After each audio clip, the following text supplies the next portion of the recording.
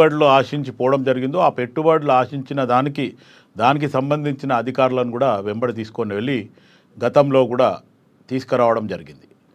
అయితే అదేవిధంగా ఈసారి ఏదైతే పెట్టుబడులు ఆకర్షితంగా మనం వెళ్ళిన దానికి మంచి రిజల్ట్స్ రావడము, తెలంగాణ ప్రజలు కూడా నిజంగా హర్షించడం మంచి ఎందుకంటే ప్రజలకి హర్షించడం ఇది ప్రజలకు మేలు జరుగుతుంది. లేదంటే స్కిల్ యూనివర్సిటీ కానీ లేకపోతే ఏదైతే ఇండస్ట్రియల్గా పోయినా కానీ లేకపోతే స్కిల్ డెవలప్మెంట్లా ఏదైతే ఆ నైపుణ్యాన్ని నేర్పించేది విధానంగా కానీ ముందుకు పోతామనేది ముఖ్యమంత్రి గారు చెప్పడము. దాంతోపాటు మీట్ ద ప్రెస్లో నిన్న ముఖ్యమంత్రి రేవంత్ రెడ్డి గారు కానీ అటు ఐటీ శాఖ మంత్రి శ్రీధర్ బాబు గారు కానీ మొత్తం అధికారులతో పాటు కూర్చొని ప్రెస్ వాళ్ళకందరికీ కూడా వివరించడం జరిగింది. ఏ అంశం ఏం తీసుకుంటున్నాము, సింగపూర్లో ఏం చేసినాము, ఇక్కడ దావూస్లో ఏం చేసినాము, దాని తర్వాత ఎంత పెట్టుబడులు వచ్చినాయి, తర్వాత మూసీ ప్రక్షాళన గురించి కూడా ఒక సబ్జెక్ట్ వస్తే అక్కడ కూడా గతంలో అక్కడ సింగపూర్లో ఉన్న అది ఎట్లా ఉంది, దాన్ని ఎట్లా ప్రక్షాళన చేసిండ్రు, మనం ఎట్లా ప్రక్షాళన చేయొచ్చు, ఆ మూసీ పరివాహిక ప్రాంతంలో మొత్తంలో కూడా మనం ఏం చేయవచ్చు అనేది రకంగా కూడా మొత్తం డీటెయిల్గా చెప్పడం జరిగింది.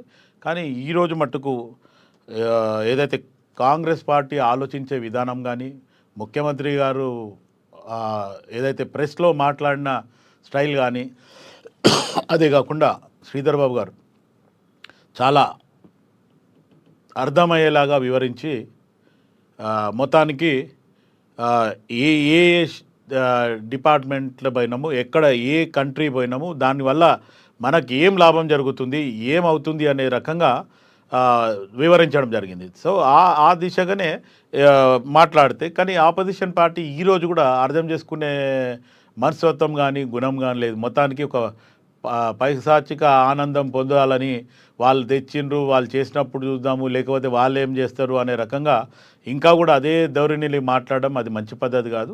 ఒకసారి గతంలో మీరు అధికారంలో 10 సంవత్సరాలు ఉన్నప్పుడు మీరు చేసింది ఏంటి అనేది ఇప్పటివరకు ప్రజలు అడిగినరు. మేము కూడా ఎన్నో డిబేట్లలో గత 2-3 సంవత్సరాల క్రితం కూడా అడగడం జరిగింది, కానీ ఎప్పుడు కూడా ఆ వివరణ ఇవ్వలేదు. కానీ ఈరోజు దావూస్ పోయి వచ్చిన తర్వాత ప్రెస్ మీట్ పెట్టి మొత్తానికి కంప్లీట్గా ఓపెన్గా చెప్పడం జరుగుతుంది.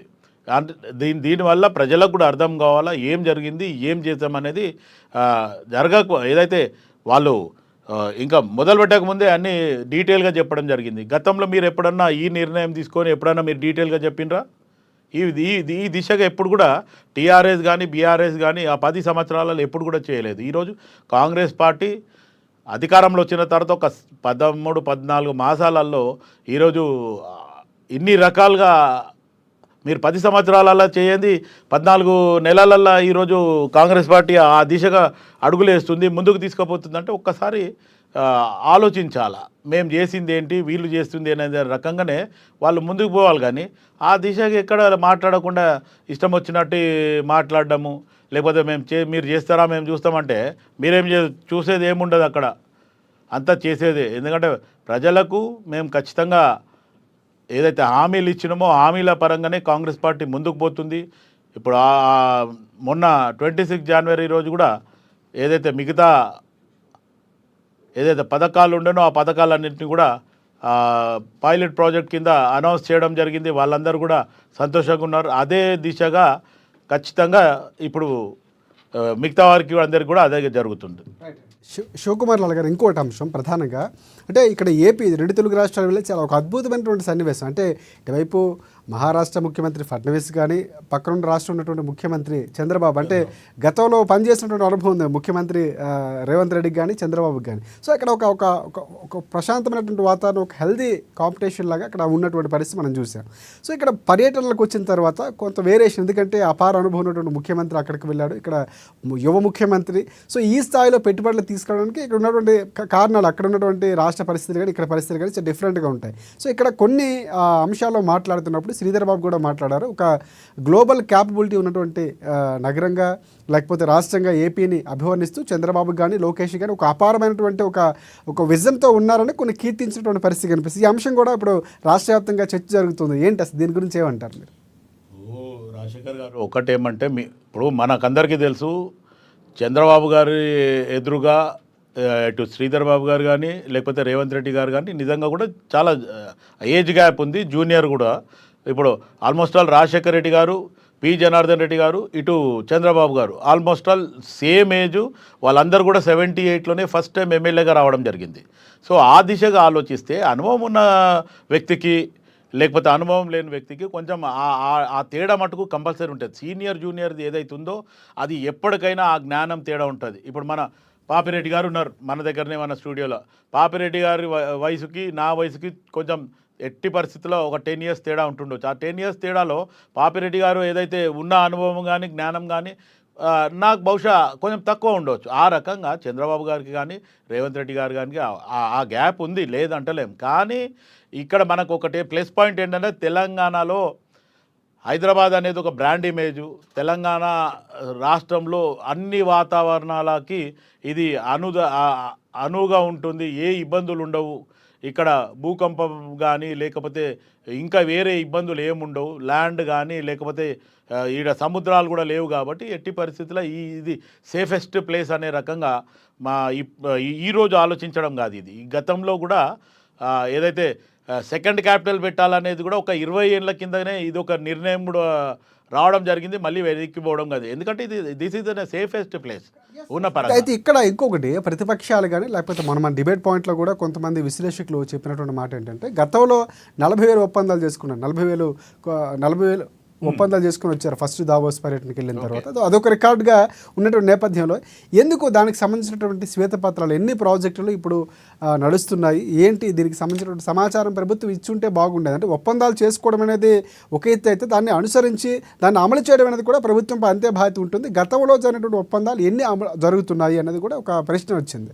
అయితే గతంలో ఏదైతే ఫస్ట్ టైం పోయినప్పుడు దావోస్ పోయినప్పుడు అక్కడ పోయినప్పుడు ఏదైతే వాళ్ళు తీసుకున్న నిర్ణయాలు కానీ పెట్టుబడులు తెచ్చిన దాంట్లో కొన్నిటిని భూమి పూజ చేయడం జరిగింది. ఆ అగ్రిమెంట్లు మళ్ళీ, ఎందుకంటే ఆ ప్రాసెస్ అదొక ప్రాసెస్ స్టార్ట్ అయిన తర్వాత ఇట్ విల్ టేక్ టైం. ఏదో మనం డబ్బులు ఇవ్వగానే ఇట్లా పోయి ఏదో చాక్లెట్ కొన్నట్టు ఏదో ఉండదు, కొంచెం టైం పడుతుంది. It will take time. ఎందుకంటే ఆ కేటాయింపులు కానీ లేకపోతే వాళ్ళు ఆ ఒప్పంద పత్రాల మీద బడ్జెట్ ఇవ్వడం కానీ ఇవన్నిటి మీద కూడా మనం ఆలోచిస్తే అది కొంచెం టైం పడుతుంది. ప్లస్ ఆల్రెడీ ఆ ప్రాసెస్ ఆల్రెడీ స్టార్ట్ అయింది. కొన్ని దగ్గర భూమి పూజలు అయినాయి, కొందరికి ల్యాండ్లు కేటాయింపులు చేయడం జరిగింది. మనకు బడ్జెట్ పరంగా కూడా వాళ్ళు ఏదైతే హామీ ఇచ్చిన రకంగా ఆ బడ్జెట్ కేటాయింపులలో కూడా మనకు తెలంగాణకి ఇవ్వడం కూడా జరిగింది. ఇక్కడ ఇంకొక అంశం ప్రధానంగా అంటే లోకేష్ వ్యాఖ్యానిస్తూ మీరు వినే ఉంటారు. సో దావోస్లో ఒప్పందాలు జరగవు, కేవలం చర్చలు మాత్రమే జరుగుతాయి. సో అక్కడ జరిగినటువంటి చర్చలకు సంబంధించినటువంటి ఒప్పందాలు ఇక్కడ మేము చేసుకుంటాం, అవి వెల్లడిస్తామని చెప్పారు. అంటే అక్కడ ఆయనకు ఉన్నటువంటి పరిస్థితులు లోకేష్ చెప్పారా, లేకపోతే నిజంగానే ఇక్కడ తెలంగాణ ప్రభుత్వం ఎంఓలు అక్కడే చేసుకుందా? అసలు ఇది ఒక చిన్న ప్రశ్న లేవనెత్తారంటే ఈ ప్రభుత్వం ఇలా చెబుతుంది, ఆ ప్రభుత్వం ఆ రాష్ట్రంలో ఈ రాష్ట్రం ఇలా అన్నటువంటి ఒక కన్ఫ్యూజన్ వస్తుంది. ఎట్లుందండి, నేను ఇంతకుముందు అదే మీరు నన్ను అడిగిన ప్రశ్ననే. అనుభవానికి వయసుకి ఆ తేడాలో చాలా డిఫరెన్స్ ఉంటుంది. ఇప్పుడు చంద్రబాబుకున్న అనుభవము లోకేష్కి లేదు. లోకేష్ మాట్లాడిన మాటనే మనం న్యాచురలీ ఆయన గతంలో కూడా మీరు లోకేష్ మాట్లాడిన స్టైల్ చూడండి. అప్పటికిప్పటికి బహుశా లోకేష్ కొంచెం అప్డేట్ అయ్యిండు. కానీ అప్పట్లో ఏముండే జయంతికి వచ్చి వర్ధంతి అన్న రోజులు కూడా మనం చూడడం జరిగింది. ఎందుకంటే మాట దొర్లుతూ ఏదన్నా మిస్టేక్గా మాట్లాడమా లేకపోతే అదేముందా మళ్ళీ క్లియర్ కట్. అది ఇప్పుడు మీరు అన్నట్లు వర్ధంతి జయంతి అనేది ఒక మిస్ మ్యాచింగ్, వర్డ్ అర్థం తెలియకపోవచ్చు, సందర్భాన్ని బట్టి వినియోగించవచ్చు. కానీ ఇక్కడ క్లియర్ కట్గా ఒప్పందాలు ఎన్ని చేసుకున్నారు అని మీడియా అడిగిన ప్రశ్నకి సో అక్కడ తెలంగాణ పక్కన రాష్ట్రం 180,000 కోట్లు దాదాపుగా చేసుకుంది, ఒక రికార్డు సృష్టించింది. మీరెన్నో ఒప్పందాలు చేసుకున్నారంటే ఒప్పందాలు అక్కడ జరగవు, కేవలం చర్చలు జరుగుతాయి. ఇక్కడికి వచ్చాక ఒప్పందాలు మేము ప్రకటిస్తామని లోకేష్ చెప్పారు. లోకేష్ చెప్పిన దాంట్లో రాజశేఖర్ గారు ఒకటి ఏంటంటే MoU in the sense member of understanding. ఆ మెంబర్ ఆఫ్ అండర్స్టాండింగ్ అక్కడే జరిగింది అంటే పెట్టుబడులు అక్కడే వచ్చినట్టు. తర్వాత మళ్ళీ ఇక్కడ వచ్చినాక ఏమన్నా ఆ టర్మ్స్ అండ్ కండిషన్లో ఏమన్నా రెక్టిఫై చేసుకుంటారు తప్ప మొత్తానికి మేము అక్కడ జరిగింది ఇక్కడ వచ్చింది అనే రకంగా అయితే ఉండకపోవచ్చు. రైట్. అయితే ఇక్కడ ఇంకోటి అంటే శ్రీధర్ బాబు గారు కొన్ని మాటలు మాట్లాడుతూ అంటే 3 ఏళ్లలో గ్లోబల్ క్యాపబిలిటీ ఉన్న రాష్ట్రంగా ఏపీ ఉండబోతుంది. చంద్రబాబు విజన్ ఆయన పొగుడుతూనే సో అక్కడ ఎంఓలు కూడా చేసుకుంది అనేటువంటి అంశాన్ని ఈయన చెప్పారు. అంటే నిన్న మనకు జరిగినటువంటి మీట్ ద ప్రెస్లో సో మీరు వినే ఉంటారు. సో ఈ ఈ ఈ విధంగా ఇక్కడ మన ముఖ్యమంత్రి తర్వాత క్లియర్ కట్గా అక్కడికి ఒప్పందాలు ఆయన కీలక పాత్ర పోషించారు శ్రీధర్ బాబు గారు. సో ఆయన చెప్పడం అక్కడ లోకేష్ అలా చెప్పడం ఎందుకు ఈ డిఫరెన్స్ వస్తుంది అన్నటువంటి మాటలు కూడా కనిపిస్తున్నాయి. అంటే ఒప్పందాలు రెండింటికి పాసిబిలిటీ ఉందా అంటే ఉందా అని కూడా సమాధానం వస్తున్నారు. మీరేమంటారు? ఇప్పుడు శ్రీధరబాబు గారు చంద్రబాబు గారిని కొంచెం అంటే సీనియారిటీ కానీ లేకపోతే ఆయన గతంలో ఆయన కూడా చంద్రబాబు గారు కూడా చాలాసార్లు చెప్పడం జరిగింది. ఈరోజు హైటెక్ సిటీ సైబరాబాద్ కానీ హైటెక్ సిటీ నా ఆలోచన నేను నిర్మించడం జరిగింది అనేది కూడా గతంలో ఎన్నోసార్లు చంద్రబాబు గారు చెప్పడం జరిగింది. ఆ దిశగా ఆలోచిస్తే బహుశా ఆ ఉద్దేశంతోనే ఈరోజు ఐటీ మంత్రి శ్రీధరబాబు గారు చంద్రబాబు గారి మీద అట్లా ఏమన్నా ఇంకా ఆయన అద్భుతాలు చేస్తుండొచ్చు. ఎందుకంటే ఇప్పుడు గతంలో జగన్ ఆంధ్రప్రదేశ్లో ముఖ్యమంత్రిగా ఉన్నారు. ఆయన మీద చాలా విమర్శలు రోజు రావడం జరిగింది. ఇప్పుడు జగన్ కంటే చంద్రబాబు నాయుడు బాగా చేస్తారు అనే రకంగా కూడా ఆ దిశతో ఏమన్నా మాట్లాడడం జరిగింది తప్ప తెలంగాణ రాష్ట్రము చంద్రబాబు కంటే కానీ ఆంధ్రప్రదేశ్ కంటే తక్కువ అనేది మాట అయితే కాదు. రైట్. ఇంకొక అంశం ప్రధానంగా సన్ పెట్రోకెమికల్స్ చాలా కీలకమైనటువంటి ఒప్పందం చేసుకుంది ఇక్కడ రాష్ట్ర ప్రభుత్వం. ఎందుకంటే కీలకమైనటువంటి ఒప్పందం ఇది. దీనికి సంబంధించినటువంటి మీకు ఆల్రెడీ తెలిసే ఉంటుంది. అక్కడ అటువైపు ములుగు కానీ ఆ ప్రాంతాలు 3 ప్రాంతాల్లో ఒక క్రోడీకరిస్తూ ఈ సన్ పెట్రో అనేది చాలా కీలకం కాబోతుంది. సో దీనికి సంబంధించి భవిష్యత్తులో ప్రణాళికలు ఎలా ఉండబోతున్నాయి. ఇటువైపు కేంద్రం కూడా గతంలో చేసినటువంటి కొన్ని పథకాలు మన్మోహన్ సింగ్ చేసినటువంటివి ప్రధాని మోదీ కొనసాగిస్తున్నారు. సో ఈ ప్రభుత్వంలోనే కంప్లీట్ అయ్యే అవకాశాలు ఉన్నాయంటే అది కొంచెం ప్రశ్నార్థకం. ఎందుకంటే మీరు అన్నట్లు దానికి ప్రొసీజర్స్ ఉంటాయి, స్థలాలు సేకరించడం, అక్కడ ఉన్నటువంటి పూర్తిగా ప్రణాళికలతో ముందుకు వెళ్ళాలి. ఎందుకంటే భవిష్యత్తు తరాలకు ఊహిస్తున్నాం కాబట్టి కొంచెం లేట్ అయినా కూడా పర్ఫెక్ట్గా వెళ్ళాలన్నటువంటి ఆలోచనతో ఒక ప్రభుత్వం ఉంది. సో అది ఒకవేళ దానికి సంబంధించినటువంటి అంశాలు ఏ విధంగా ముందుకు వెళ్ళకపోతుంది, ఆ ప్రాజెక్ట్ గురించి మీరేమంటారు? గతంలో కూడా టీఆర్ఎస్ బీఆర్ఎస్ ఉన్నప్పుడు సింగిల్ విండో సిస్టమ్ అనే రకంగా చెప్పింది. ఖాళీ వారం రోజులలో 15 రోజులలో అన్ని ఎవరైనా పెట్టుబడులు వచ్చి బయటి దేశంకైనా వచ్చిందంటే 8 వర్కింగ్ డేస్లో అయిపోతుంది అనే రకం కూడా వాళ్ళు చెప్పడం జరిగింది. కానీ దాని ఉద్దేశమే కాదు టైం. ఎందుకంటే ఈ పక్కనేమో ఉండేది కాదు. ఇప్పుడు దావూస్కు హైదరాబాద్కి చాలా దూరం. వాళ్ళు వచ్చినప్పుడు ఏదైతే ఆ పెట్టుబడుల గురించి కానీ లేకపోతే ఆ ఎంఓయూ చేసుకున్న తర్వాత వాళ్ళ మధ్యన ఇంకేమన్నా ఏదైతే పాయింట్స్ వల్ల ఏమన్నా డిలే జరిగితే కూడా అది కూడా కొంచెం డిలే జరుగుతుంటుంది. రైట్. అంటే మరొక అంశం అంటే ముందు నుంచి మనం మాట్లాడుతున్నాం అంటే ఏపీకి కానీ లేకపోతే ఇక్కడ ఉన్నటువంటి వ్యత్యాసాలు మనం చూసుకున్నట్లయితే ఈసారి ఈ స్థాయిలో పెట్టుబడులు రావడానికి ప్రధాన కారణం అంటే మొన్న మీరు కూడా ఆల్రెడీ చెప్పినటువంటి పరిస్థితి ఉంది. అంటే ఈ స్థాయిలో ఒప్పందాలు రావాలి అంటే ఇక్కడ ఉన్నటువంటి ప్రణాళికలు రచించడంలో కానీ ఇక్కడ ఉన్నటువంటి హైదరాబాదు సిటీ అనేది దినదిన అభివృద్ధి చెందుతుంది. అంటే గత ముఖ్యమంత్రులు చేశారు అభివృద్ధి, దాన్ని కొనసాగించారు, ఇప్పుడు కూడా అదే స్థాయిలో ఉంది. సో ఈ నేపథ్యంలోనే ఇంత అభివృద్ధి చెందిందా అంటే ఏం చెప్తారు? రాజశేఖర్ మళ్ళీ ఒకసారి చెప్పండి. ఎస్, అంటే గత ప్రభుత్వాలు కొనసాగించాయి. అంటే కొన్ని పథకాలు ఇప్పుడు ఓఆర్ఆర్ లాంటి దానికి శంకుస్థాపన చేశారు గతంలో చంద్రబాబు, కొన్ని పథకాలకు చేశారు. సో ఈ స్థాయిలో పెట్టుబడి ఎవరు తీసుకురాలేదు. అంటే మీరు ఇందాక మనం మాట్లాడుకున్నట్టు చంద్రబాబు అవనండి, రాజశేఖర రెడ్డి గారు అవనండి, అంత అనుభవం ఉన్నా కూడా ఇంతవరకు ఒక్క పథకాన్ని తీసుకొచ్చినటువంటి పరిస్థితి కూడా లేదు. అంటే ఈ స్థాయిలో ఒప్పందాలు ఎప్పుడు చేసుకోలేదు. ఇన్ని సంవత్సరాలతో ఒప్పందాలు చేసుకోవడం ఈసారి ఎందుకు ఈ స్థాయిలో తీసుకురావడానికి ప్రధాన కారణం అంటే రేవంత్ రెడ్డి వెళ్ళినటువంటి ముందు చూపు లేకపోతే ప్రణాళికలే కారణం అంటారా?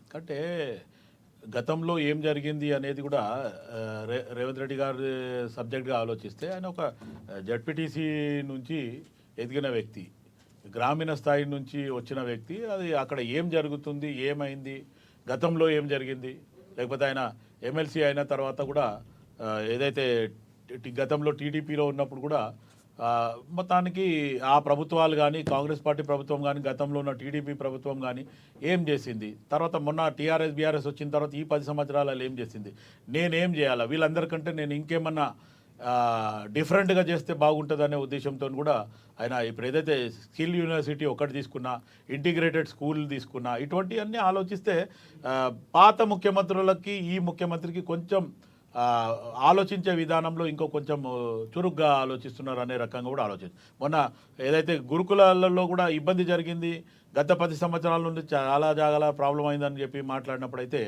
డైరెక్ట్ ఐఏఎస్ ఆఫీసర్లనంతా కొన్ని స్కూల్స్ మీరు కేర్ తీసుకోవాలని చెప్పి వాళ్ళని ఇన్ఛార్జ్ చేసి వాళ్ళందరూ కూడా స్కూళ్ళల్లో పోయి చూడాలా, ఏదో రిపోర్ట్ తెప్పించుకొని ఎవరినో పంపించి చేయడం కాదు. మీరు ఖచ్చితంగా ఈవెన్ కలెక్టర్లకు కూడా చెప్పడం జరిగింది, మీ ఆఫీసులలోనే కూర్చోవద్దు, ఖచ్చితంగా ఫీల్డ్లో వర్క్ చేయండి అని చెప్పడం జరిగింది. అంటే కొన్ని ఆలోచనలలో చాలా మార్పులు చేర్పులు కూడా ఉంటాయి. మొత్తానికి గతంలో ఉన్న ముఖ్యమంత్రులందరూ కొంచెం వయసులో పెద్దవాళ్ళు ఉండొచ్చు, ఈయన కొంచెం వయసులో వాళ్ళ మీద కంపేర్ చేస్తే ఒక 15 years 18 years గ్యాప్ ఉండొచ్చు. ఆ గ్యాప్ కూడా తేడాలో ఇంకా ఫాస్ట్గా మూవ్ అవ్వాలనే ఆలోచనతో కూడా ముఖ్యమంత్రి రేవంత్ రెడ్డి గారు కానీ ఇప్పుడు ఐటీ శాఖ మంత్రి కానీ ప్రతిసారి వాళ్ళు ఒకటే చెప్తున్నారు, ఖచ్చితంగా మంత్రివర్గ నిర్ణయంలో తీసుకోవడము ముఖ్యమంత్రి గారు చెప్పిన దానికి ఇటు ఐటీ శాఖ మంత్రి అయినా సరే మిగతా మంత్రి సహచరులందరినీ కూడా కలుపుకొని ముందు పోతూ ఖచ్చితంగా రాష్ట్రాన్ని అభివృద్ధి చేయడానికే మేము ముందు పోతున్నాం అనే రకంగా వాళ్ళు చెప్పడం జరిగింది.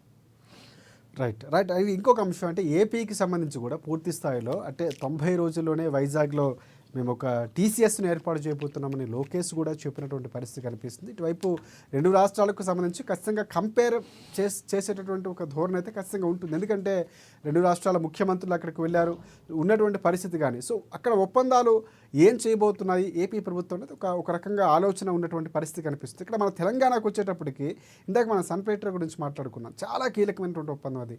చాలా సీనియర్ రాజకీయ విశ్లేషకులు కానీ లేకపోతే అపార అనుభవం ఉన్నటువంటి వారు కూడా అభినందిస్తున్నారు. నిజంగా ముఖ్యమంత్రి రేవంత్ రెడ్డి అంటే కేవలం ఒక దగ్గర మాత్రమే అభివృద్ధి పరిమితం కాకుండా, ఒక దగ్గరే పరిశ్రమలు ఉండకుండా, ఒక దగ్గరే ఉపాధి కల్పన చేయకుండా పూర్తి స్థాయిలో విస్తరించాలన్నటువంటి ఆలోచనతో అక్కడ పెట్టినటువంటిది భవిష్యత్తు తరాలకు కూడా ఉపయోగపడబోతున్నటువంటి పరిస్థితి. సో అక్కడ దానికి సంబంధించి ఇందాక మనం మాట్లాడుతూ కూడా ఎంతవరకు ముందుకు వెళ్ళింది మనం మాట్లాడుకున్నాం. సన్పెట్రో ఐడియా అనేది చాలా ఇన్నోవేటివ్ ఐడియా, అంటే పూర్తి స్థాయిలో గతంలో కూడా మనం చూసుకున్నాం. సో దానికి అక్కడ ప్రణాళిక పడడానికి ఎన్ని రోజులు సమయం పడే అవకాశం కనిపిస్తుంది, దానికి సంబంధించినటువంటి ప్రొసీజర్ ఎలా నడుస్తుంది? అయితే ఒకటి ఏమంటే గతంలో ఆలోచనలకి ఇప్పుడున్న ఆలోచన, ఎందుకంటే పక్క నుండి ఆపోజిషన్ పార్టీస్ ఏదైతే బీజేపీ కానీ బీఆర్ఎస్ కానీ ఇట్లా గుంటనకల్లాగా కాచుకొని చూసుకున్నారు, ఎక్కడ ఇంత తప్పు దొరుకుతుంది, లేకపోతే ఏడన్నా ఛాన్స్ దొరికితే వీళ్ళని దుమ్మెత్తిపోవడం, లేకపోతే వీళ్ళ మీద చెడు ప్రచారం చేయాలనే ఒక ఆలోచనతో వాళ్ళు ఉన్నారు. కాబట్టి అందుకు మొత్తానికి చాకచక్యంగానే అందరినీ కలుపుతూ మొత్తానికి. కానీ ఎందుకంటారు శివలాల్ గారు, అంటే ప్రధానంగా ఎందుకు అన్ని ఆరోపణలు చేస్తున్నారు? ఇక్కడున్న వాళ్ళు తీసుకెళ్ళి అక్కడ ఒప్పందాలు చేసుకున్నారు. కాంగ్రెస్ పార్టీ ఈ స్థాయిలో ప్రజాదరణ పొందడం ఇష్టం లేక చేస్తున్నారా? అంటే కావాలని నిజంగా స్వాగతించాల్సిన అంశాలు కొన్ని ఉంటే ఖచ్చితంగా స్వాగతించాలి. 1,80,000 కోట్ల రూపాయల్లో ఎన్ని ఒప్పందాలు జరగలేదు అనేటువంటి ఆరోపణలకి క్లారిటీగా మీట్ ద ప్రెస్లో వివరాలతో సహా వివరించారు. సో మీతో ఉన్నటువంటి ప్రధానంగా ఉన్నటువంటి టీపీసీసీ ఆయన కూడా వివరించినటువంటి పరిస్థితి. కానీ ఎందుకు మీపై అన్ని దాడులు చేసే ప్రయత్నం చేస్తుంది ప్రతిపక్షం అంటారు? ప్రతిపక్షానికి మొత్తానికి ఇప్పుడు ముఖ్యమంత్రి గారు చాలా ఓపెన్గా చెప్పడం జరిగింది. ఎవరికన్నా పెళ్లి కొడుకు గురించి సబ్జెక్ట్ చెప్పడం జరిగింది, నేను కూడా విన్నాను. పెళ్లి కొడుకు అంటే ఆ పెళ్లి కొడుకు స్థానంలో నేనుంటే నాకు పబ్లిసిటీ వచ్చేది అనే రకంగా ఆలోచిస్తుంది అపోజిషన్ పార్టీ. కేటీఆర్ అనే రకంగా మాట్లాడి కేటీఆర్కి నిజంగా కూడా ఆ బుద్ధి భ్రష్టించిందా లేకపోతే భ్రమించిందా అర్థం కావట్లేదు. నోటికి వచ్చినట్టు ఏదైనా దులాతో మాట్లాడడం జరుగుతుంది, అది మంచి పద్ధతి కాదు. ఖచ్చితంగా కేటీఆర్ గతంలో నేను ఐటీ శాఖ మంత్రి, నేను పాష్గా ఉంటా, లేకపోతే నాకు మంచి ఇంగ్లీష్ ఫ్లూయెన్సీ ఉంది, లేకపోతే నేను ఏదంటే అది చేస్తా అనే రకంగా నువ్వు పబ్లిసిటీ పొందినవు. ఇప్పుడు ప్రజలు నువ్వు చేసింది తప్పురా నాయనా, నువ్వు పొజిషన్లో లేవు, నువ్వు చెప్పిన మాటలకు చేసిన చేతలకు ఎక్కడ లేవు. కనీసం మీ ఫ్యామిలీ డ్రామాలో మొత్తం తెలంగాణ ఈరోజు అప్పుల పాలు చేసిండ్రు అనే రకంగా మాట్లాడుతుంటే కూడా ఈరోజు కూడా ఇంకా రేవంత్ రెడ్డి గారు ఇంకొక మాట మాట్లాడింది, అది చనిపోయి ఒక మంచి శవం పోతూ ఉంటే ఆ శవం జాగాలో నేనుంటే నాకు కూడా పబ్లిసిటీ వస్తుంది అనే రకంగా మాట్లాడిందంటే ఒక్కసారి వాళ్ళ ధోరణి కేటీఆర్ కానీ లేకపోతే టీఆర్ఎస్ బీఆర్ఎస్ వాళ్ళ ధోరణి ఒక్కసారి వాళ్ళు ఆలోచించుకోవాలి. మేము ఏం చేస్తున్నామో, మమ్మల్ని ఎందుకు ఇంట్లో విమర్శిస్తున్నారు అనే రకంగా ప్రజలకి మీరు మంచి చేయాలనుకుంటే ఖచ్చితంగా ఈరోజు దావోస్కి పోయి ఏదైతే 180 పెట్టుబడులు ఏదైతే తెచ్చిండ్రో ఆ పెట్టుబడులల్లో మీరు ఏమేమి చేస్తారు అనేది వెనుకాల ఉండి ప్రజలకు చెప్పండి, లేకపోతే ఆ దిశగా పనులు చేసేలాగా సహకరించండి తప్ప. కానీ పనికి మాలిన మాటలు మాట్లాడి తేలేదు అని, లేకపోతే హైదరాబాద్లోనే ఒప్పందాలు ఉన్న కంపెనీకి అక్కడ పోయి చేసుకోవాల్సిన ఒకటే ఒక సబ్జెక్టు ఒక క్యాండిడేట్ దగ్గరనే బహుశా ఆ మాట ఉండొచ్చు. ఎందుకంటే అన్నీ కూడా దావుస్లా అగ్రిమెంట్ అయినట్టు మన ఒక్క రాష్ట్రమే కాదు కదా, పక్క రాష్ట్రాలు కూడా పోతున్నాయి ఆల్రెడీ. అన్ని రాష్ట్రాలల్లో మనకి ఇంత మంచి పెట్టుబడి వచ్చిందంటే హర్షించాల్సిన విషయం పోయి, ఇప్పుడు ఈరోజు మనం ఇప్పుడు మాట్లాడుతుంటే చంద్రబాబు గారికి అపారమైన అనుభవం ఉంది. ముఖ్యమంత్రిగా 9 సంవత్సరాలు అయినా అప్పట్లో ఉమ్మడి ఆంధ్రప్రదేశ్లో చేయడం జరిగింది. ఇప్పుడు పక్కన కూడా ఒక 5 years టర్మ్ చేయడం జరిగింది. అంటే వాస్తవాలు ఇష్టపడట్లేదు అంటారు. అయితే అట్లా ఉన్నా కానీ ఈరోజు మనకి ఒక తెలంగాణ అనేది హైదరాబాద్ బ్రాండ్ ఇమేజ్ అనే దానితో మనకు ఒక మంచి కలిసి వచ్చే కాలం రేపు ఫ్యూచర్లో పిల్లలకు కానీ లేకపోతే ఇండస్ట్రీస్ కానీ లేకపోతే ఇక్కడ జాబ్స్ వచ్చేటి కానీ బాగా వస్తాయి అనే రకంగా ఓపెన్గా చెప్పడం. ఇంకా చురు కాకముందే మీట్ ద ప్రెస్లో చెప్పిన తర్వాత కూడా మీకు ఇంకా అపోహలు ఉన్నాయి. లేకపోతే కాంగ్రెస్ పార్టీని తిడతాము, లేకపోతే ముఖ్యమంత్రి రేవంత్ రెడ్డిని తిడతాం, మంత్రులను తిడతాం అంటే ఇంకా అది బుద్ధి భ్రమించిన లెక్కలే తప్ప, బుద్ధి లేని లెక్కలు తప్ప ఇంకా వేరే ఏముండదు. అయినంత మట్టుకు చేసేదానికి మీరు సహకరించండి తప్ప ప్రజలకు మేలయ్యేలాగా చూడండి, లేకపోతే జనాలకు మేలయ్యేలాగా చూడండి. తెలంగాణ అభివృద్ధి పరంగా ముందుకు పోతుంది. ఆ ముందుకు సాగించే దాంట్లో మీ పాత్ర ఏదన్నా పెట్టండి తప్ప మీరు సాగనీయకుండా అడ్డం పడతామంటే రేపు మీరు ఆల్రెడీ భూస్థాపితం అయిపోతారు రేపు ఫ్యూచర్లో. Right right right Shivakumar Lal గారు కొనసాగిద్దాం. చిన్న బ్రేక్ తీసుకుందాం. ఈలోపు ఇప్పుడు డిబేట్లో ఒక షార్ట్ బ్రేక్. మహాపత్రిక దమ్మున్న వార్తల వేదిక హైదరాబాద్ తిరుపతి ఎడిషన్ల నుండి ప్రచురణ, నిజం, నిర్భయంగా విశ్లేషణాత్మక కథనాలు, మీకు తెలియని రహస్యాలు అన్ని సమగ్రంగా. మహాపత్రిక ఇది రంగు పూసుకున్న పత్రిక కాదు, రాజీ లేని పత్రిక. Young India, young paper. తెలతెల వారక ముందే తాజా వార్తలు.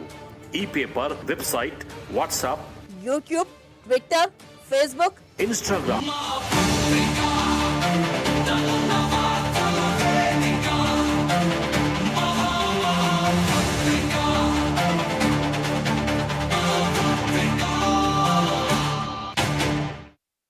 దేశంలోనే రెండో అతిపెద్ద గిరిజనోత్సవమైన కేస్లాపూర్ నాగోబా జాతర సందర్భంగా మెసరం వంశీయులకు, ఆదివాసీ గిరిజనులకు, జాతరకు విచ్చేస్తున్న భక్తులందరికీ వాళ్ళు ఎప్పుడైతే 2004కి ముందు కూడా పిసిసి అధ్యక్షుడు డి శ్రీనివాస్ కానీ ఇంకా చాలామంది ఉన్న దాంట్లో ఈ విభేదాలు అనేది కొన్ని సందర్భాలలో తొందరపాటు నిర్ణయమా లేకపోతే ఆధిపత్య ధోరణిగా ముందుకు వెళ్ళడం జరుగుతుంది.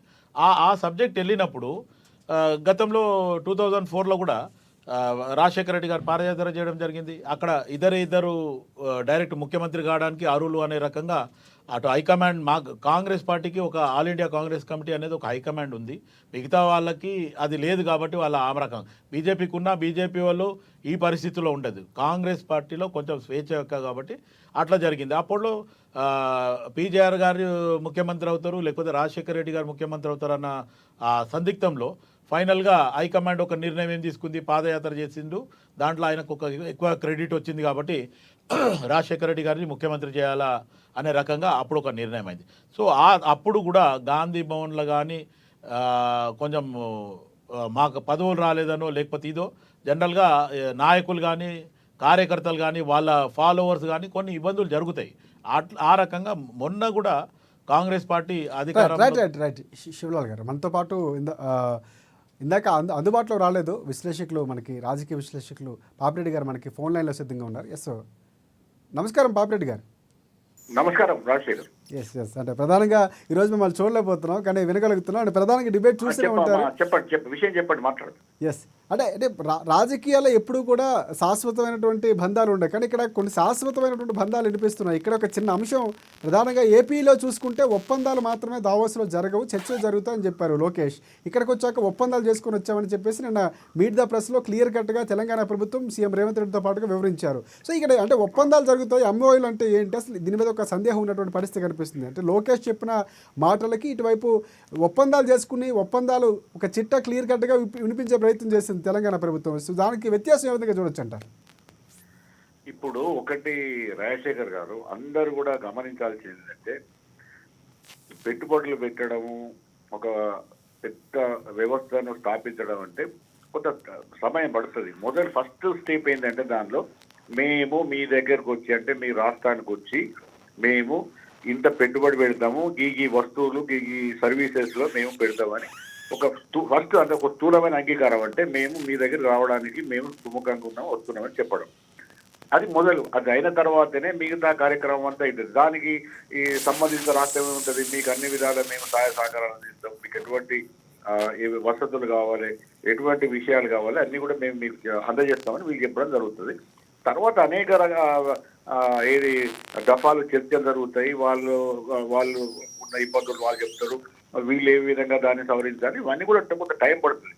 కాబట్టి MOU అంటే మనం ఒకసారి అది మెమోరాండం ఆఫ్ అండర్స్టాండింగ్ అంటే ఒక ఒప్పందం వచ్చిన తర్వాత అది కార్యాచరణ దాటడానికి జరగడానికి టైం పడుతుంది. కాబట్టి తొందరపడితే లాభం లేదు. ఒకటి సరే, అక్కడ లోకేష్ గారు అక్కడ మేము MOU తీసుకోలేదు, డైరెక్ట్ అయినా పెట్టుబడులు తెచ్చుకుంటాను అంటే తెచ్చుకుంటే మంచిదే, దానికి ఎవరు కాదంటారు కాదన్నారు కదా. కానీ ఇక్కడ తెలంగాణ ప్రభుత్వం స్పష్టంగా చెప్పింది ఏంటంటే అంటే శివకుమార్ లాల్ గారు అంటున్నారు కొంచెం అనుభవం లేకపోవడానికి డిఫరెన్స్ ఉంటుంది, అందుకే ఆయన అలా ఉండొచ్చేమని చిన్న ప్రశ్నార్థకరంగా ఒక చిన్న మాట మాట్లాడారు. ఇప్పుడు శివలాల్ యాదవ్కు ఆయనకు ఒక అనుమానం రావచ్చు, ఆ విధంగా అన్నాడు. కానీ ఒకటేంటంటే నేను ఒక ఎకనామిక్స్ ప్రొఫెసర్ గా, నేను ఆర్థికాభివృద్ధి చూసిన వానిగా నేను చెప్పేది ఏంటంటే, ఏదైనా ఒక విదేశీ పెట్టుబడి కంపెనీ కానీ ఏదన్నా రావాలనుకున్నప్పుడు వాళ్ళు చాలా విషయాలు చర్చించి చాలా విషయాలు చూసిన తర్వాతనే పెట్టుబడులు పెడతారు. కాబట్టి మొన్న అక్కడ దావోస్లో ఒక స్థూల అంగీకారం జరిగింది. హైదరాబాద్లో కొన్ని కంపెనీస్, అమెజాన్ నుంచి వెళ్ళి రకరకాల కంపెనీస్ కూడా మేము ఇంత మేరకు పెట్టుబడి పెడతాం, మీకు హైదరాబాద్ మాకు అనుకూలంగా ఉన్నది, మేము అక్కడ వ్యాపారం చేస్తామని చెప్పడం జరిగింది. దాని తర్వాత వీళ్ళు ప్రభుత్వం కూడా కొంత అది ఫాలో అప్ చేసింది. నిన్న కూడా మన ముఖ్యమంత్రి గారు, తెలంగాణ ప్రభుత్వం కూడా మేము ఇట్లా చేసినాము, మేము ఇంకా దీన్ని ముందుకు తీసుకుపోతాం చెప్పారు. అయితే ఒక్కటేంటంటే ఇది అవుతుందా కాదా, ఏం జరుగుతుంది, అంతకుముందు జరగలేదని రకరకాలుగా అనుమానాలు వస్తాయి. ఇది ప్రతిపక్షం వాళ్ళు పెరుగుతారు, విశ్లేషకులు తలొక మాట మాట్లాడతారు. కానీ దేనికైనా కొంత టైం ఇవ్వాలి. టైం ఇవ్వకుండా మనం తొందరపడి మాట్లాడితే లాభం. ఒకవేళ ఒక 6 నెలల తర్వాత కూడా ఇప్పుడు తెలంగాణ ప్రభుత్వం కానీ, రేవంత్ రెడ్డి గారి ప్రభుత్వం కానీ ఏమి చేయలేదు, ఏమి ముందుకు పోలేదు, జరగలేదు అప్పుడు మనకు కొంత ఏదైతే ఉట్టి మాటలు ఏమి కాలేదని. అట్లా కాకుండా కొన్ని కంపెనీస్ అన్న రావడం, కొంత కార్యాచరణ జరగడం, కొంత కార్యక్రమం జరిగితే మంచిగా ఉండదని చెప్పుకోవచ్చు. కాబట్టి ఒకటి మాట్లాడి వాళ్ళు కోరుకునేది ఏంటంటే అది కంపెనీస్ రావాలి, పెట్టుబడులు పెట్టాలి, ఇక్కడ ఉపాధి అవకాశాలు పెరగాలి, ఉత్పత్తి పెరగాలి, తెలంగాణ రాష్ట్రం బాగుపడాలి.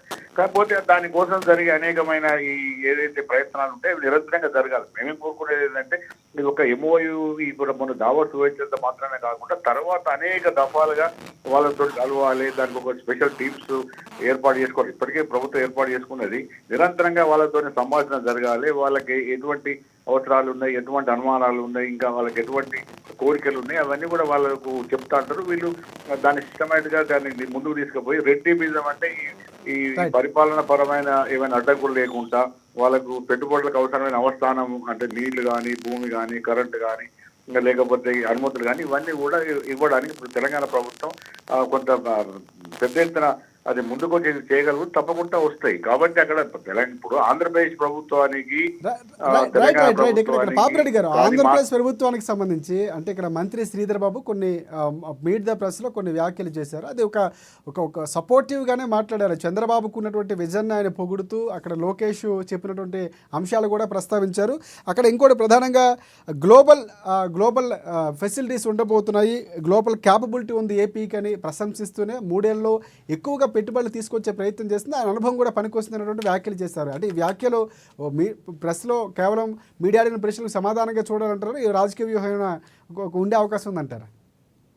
ఆంధ్రప్రదేశ్ ప్రభుత్వం మీద కానీ, చంద్రబాబు గారి మీద కానీ ఆయన ఒక నెగటివ్ కామెంట్ కానీ, ఒక విధమైన విమర్శ చేయకుండా అక్కడికి కూడా వస్తే బాగానే ఉంటుంది. దానిలో చంద్రబాబు గారు అనుభవజ్ఞుడు, ఆంధ్ర రాష్ట్రం కూడా కొంత పెట్టుబడులు వస్తే బాగుంటుందని ఒక ఆశావాదం ఆయన శ్రీధర్ బాబు గారు చెప్పారు. ఆయన మాటలలో అది వచ్చింది. కాబట్టి అది మంచిదే. ఇప్పుడు ఆంధ్రప్రదేశ్కి వస్తే కూడా మనకు సంతోషంగా, ఆంధ్రప్రదేశ్ మన సోదరుడు అంటే ఇక్కడ పాపిరెడ్డి గారు ఇంకోటి ఏ అంశం మాట్లాడినా గురు శిష్యులు ఆయనకు అనుకూలంగా ఆయన ఉన్నారు, అక్కడ కావాల్సినటువంటి అన్ని కూడా చేసుకుంటున్నారు అన్నటువంటి ఆరోపణలు ఇక్కడ విపక్షాలు చేస్తున్నారు, మీరు కూడా వినే ఉంటారు. సో ఇక్కడ ఆ విధంగా చూసే అవకాశం ఉంది. కానీ కేవలం ఇక్కడ మంచి ఉద్దేశంతో అక్కడ ముఖ్యమంత్రులు ప్రధానంగా అక్కడ స్నేహపూర్వకంగా ఉండడం కూడా ఒక మంచి పరిణామం. సో ఇక్కడ ఆ ఉద్దేశంతోనే శ్రీధర్ బాబు మాట్లాడారంటారు. ఇప్పుడు ఒకటి రాజశేఖర్ గారు ఎవరైతే ఆరోపణలు చేస్తున్నారో అది వేరే రాజకీయ కారణాలతో చేస్తే కొంత అర్థం ఉంటుంది, కానీ దీంట్లో చేయాల్సిన అవసరం లేదు. ఒకటి. రెండోది ఏంటంటే వీళ్ళిద్దరితో పాటుగా అక్కడ ఫడ్నవీస్ గారు మహారాష్ట్ర ముఖ్యమంత్రి కూడా వేరు, వాళ్ళకి ఇంకెక్కువ వచ్చినాయి, 15 లక్షల కోట్ల వరకు పెట్టుబడులు పెట్టమని వాళ్ళు ఒప్పుకున్నారు అక్కడ. అంటే నీకు ఇక్కడ ఇష్యూ అది కాదు, సమస్య అది కాదు. ఇప్పుడు అది ఆంధ్రప్రదేశ్కి ఎక్కువ వచ్చినా సంతోషమే, తెలంగాణకి ఎక్కువ వచ్చిన సంతోషమే, మహారాష్ట్రకి ఎక్కువ వచ్చిన సంతోషమే, అన్ని కూడా భారతదేశంలో బాగా రాష్ట్రాలు కాబట్టి మొత్తం మీద అన్ని రాష్ట్రాలకు ఎక్కువ రావాలి, ఇక్కడ పెద్ద ఎత్తున ఉత్పత్తి జరగాలి, ఈ అన్ని కూడా దేశం రాష్ట్రాలు బాగుపడాలి, దేశం బాగుపడాలి అట్లా కోరుకోవాలి. కానీ వీళ్ళు ప్రతిదాన్ని కూడా రాజకీయ కోణంలో చూసి అది ఎట్లయింది ఇది ఇట్లయింది. ఇప్పుడు శివలాల్ యాదవ్ గారు కూడా ఒక విషయం చెప్పాల్సింది. ఈవెన్ ఇప్పుడు గత 10 ఏళ్లలో కూడా కేటీఆర్ ఉన్నప్పుడు కొంత జరిగింది, జరగలేదని కాదు, కొంత జరిగింది. ఇప్పుడు మీ పరిపాలన కూడా ఇంకెక్కువ జరుగుతుంది, సంతోషం. జరగాలి, ముందుకు పోవాలి, అది ఎక్కడికి రావద్దు, ఇంకా ముందుకే పోవాలి, అభివృద్ధి జరగాలి, హైదరాబాద్ ముందుకు పోవాలి, పెట్టుబడులు రావాలి, తెలంగాణలో కూడా మొత్తం అన్ని జిల్లాల్లో పాపిరెడ్డి గారు నేను కూడా అదే కోరుకున్నాను. ఆపోజిషన్ పార్టీస్ని కానీ అటు బీఆర్ఎస్ బీజేపీని కూడా రెండు అదే కోరుకుంటున్నాం.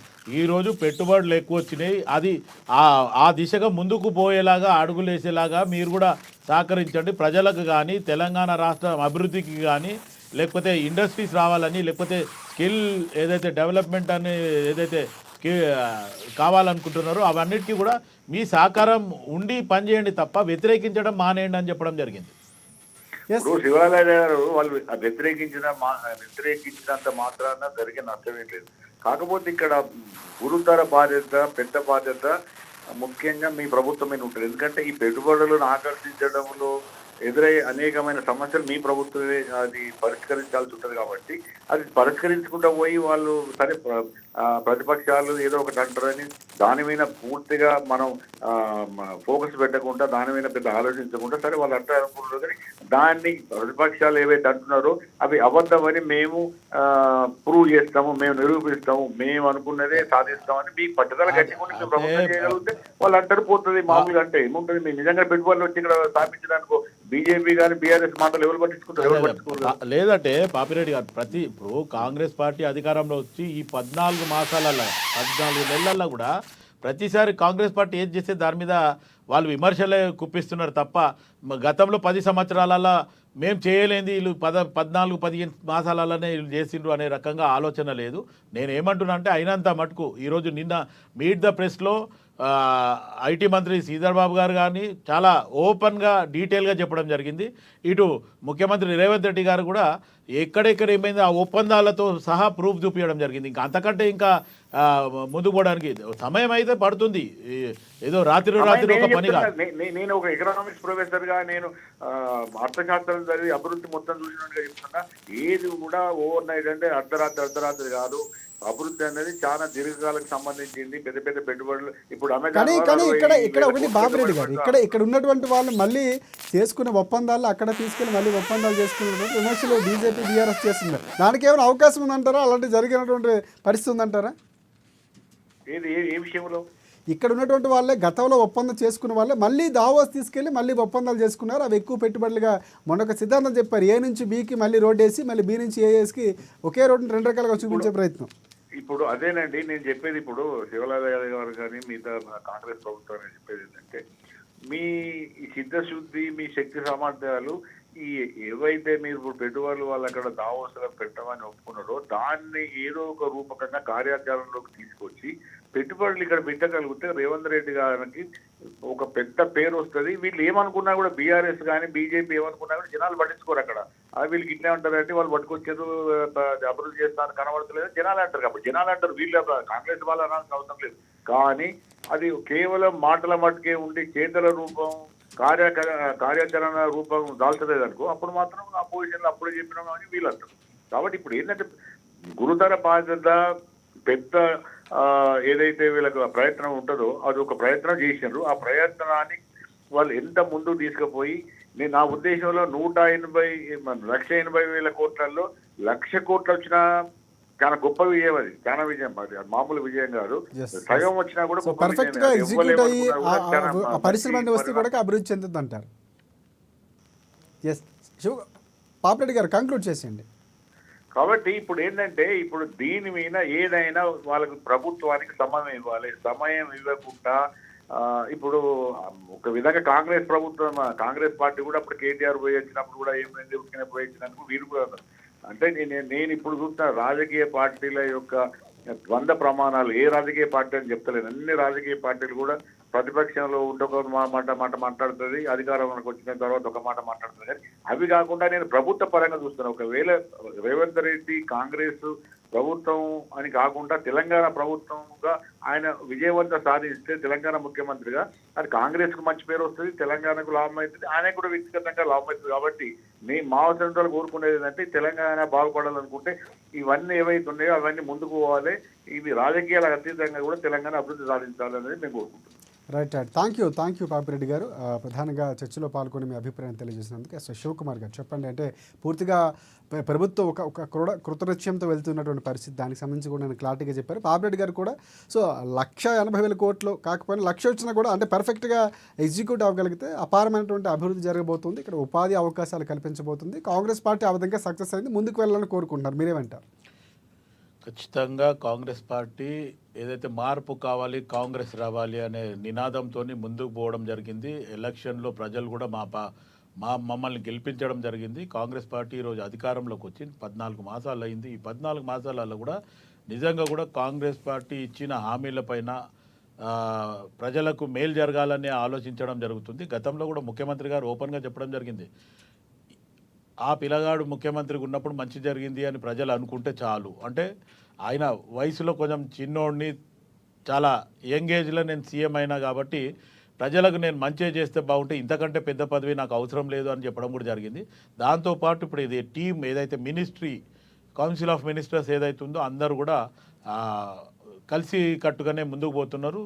తెలంగాణ రాష్ట్రం ఇంకా ఈ తొందరలోనే ఈ టర్మ్ లోపల అనుకున్నట్టు జరిగిపోవాలా, ప్రజలకు అందరికీ కూడా మంచి జరగాల. వాళ్ళకి ఏదైతే గ్యారంటీలు ఇవ్వడం జరిగిందో ఆ గ్యారంటీలు కూడా ఖచ్చితంగా అందరికీ అర్హులైన వాళ్ళకి అందరికీ కూడా రావాలని చెప్పి కోరుకుంటున్నాను. ఖచ్చితంగా ఎట్టి పరిస్థితుల్లో కాంగ్రెస్ పార్టీ వెనక్కి తగ్గేది లేదు, ఇచ్చిన హామీలను మటుకు అన్ని కూడా పూర్తి చేస్తుందని చెప్పి చెప్పడం జరుగుతుంది. Right thank you Shivakumar Lal గారు. అండ్ ప్రధానంగా డిబేట్లో పాల్గొన్న డాక్టర్ శివకుమార్ లాల్ గారికి అలాగే పాపిరెడ్డి గారికి ప్రత్యేకంగా ధన్యవాదాలు. ఇది డిబేట్ పాయింట్ చూద్దాం, రేపటి డిబేట్ పాయింట్కి సంబంధించినటువంటి మరిన్ని అప్డేట్స్తో ఏఎన్ఎన్ న్యూస్ మీకు ఎప్పుడు అందుబాటులో ఉంటుంది.